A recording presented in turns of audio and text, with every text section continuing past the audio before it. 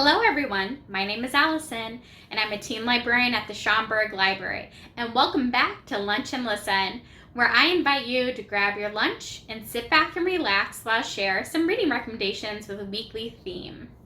So, today I will be sharing young adult LGBTQ books by Black authors, and this topic is in celebration of Pride Month and Black Lives Matter. Because not only is it important for kids and teens to see themselves in the books they are reading, it is also incredibly important for everyone to read books from and about people that are different from themselves to help them learn and broaden their understanding of the world, to deepen empathy, and to make connections. And I just also want to emphasize that it is important to read diversely all year round. So while it's wonderful to set aside time to celebrate stories and authors like the ones I'm talking about today, it's just good to remember that diverse books and authors should be celebrated all year round. So with that being said, let's talk about the awesome books that I read and am highlighting in today's video. First up is The Black Flamingo by Dean Atta. The Black Flamingo is an uplifting, coming-of-age story told in verse. What's a novel in verse?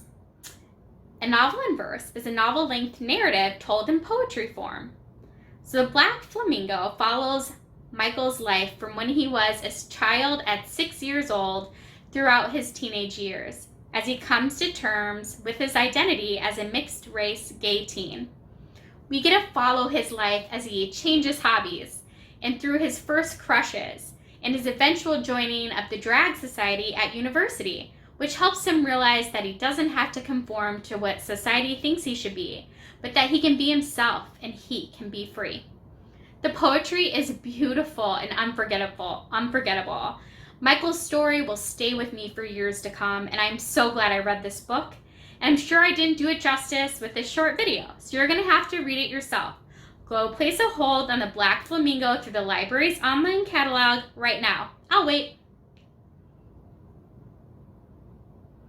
Okay, now that you have that book on hold, I can talk about the next title, which is You Should See Me in a Crown by Leah Johnson.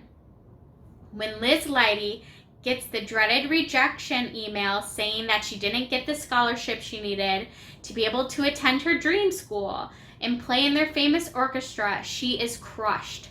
She really wants to study to be a doctor at the same school her mother went to, Pennington College, but she can't do that if she doesn't get enough scholarship money. And this leaves her with only one option that she's dreading: compete to earn the school's prom queen scholarship. Because even though Liz hates the spotlight and has anxiety, making this the very last thing she wants to do, she does it anyway. But it actually turns out not to be the worst thing, since the competition ends up reviving an old friendship. It's where she meets her girlfriend and leads her to discover things about herself she never knew and the value of true friendships.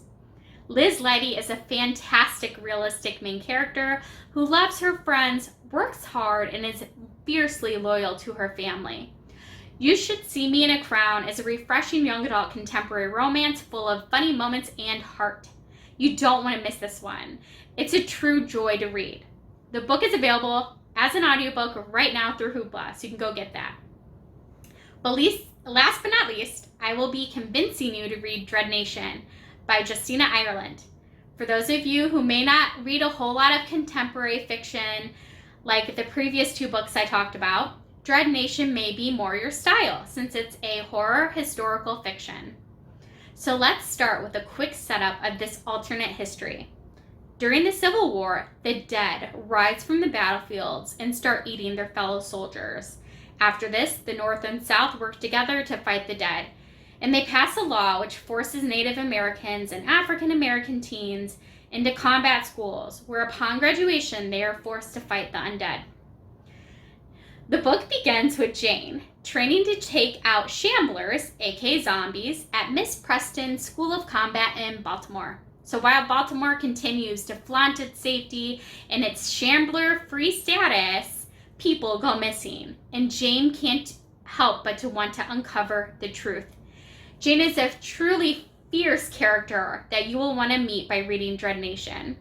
Since Dread Nation is a horror historical fiction novel, there is some gore, along with a good amount of zombie fighting action, a great cast of characters, and a whole lot of evil. Plus, I have even more good news. Dread Nation has a sequel that is already out, and both of these books can be found on Hoopla, so you can read them right after you finish watching this video. So that's it for today, and I hope at least one of these books sounds like something you would like to read.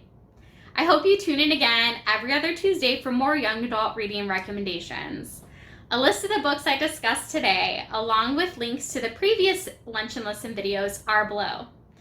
Thank you all so very much for watching. I hope you have a nice afternoon, and please stay safe. Bye!